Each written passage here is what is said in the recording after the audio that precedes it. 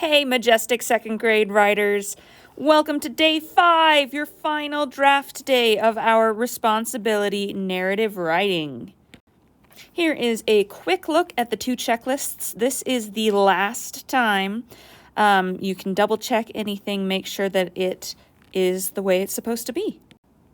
Okay, so you're taking your Foursquare today with your edits that you made yesterday and any final touches that you want to add or any sentences that you feel like you want to change, and you are going to turn it into a beautiful, easy to read essay in paragraph format.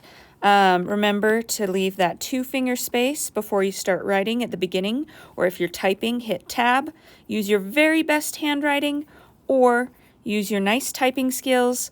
Something that I've noticed is sometimes we're forgetting that space in between the period and your new sentence.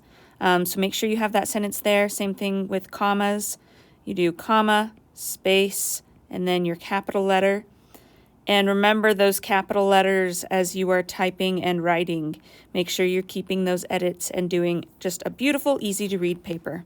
I cannot wait to see your paragraphs. I'm super excited to see all the different ways that you guys have been responsible. I'll see you guys next time. Bye.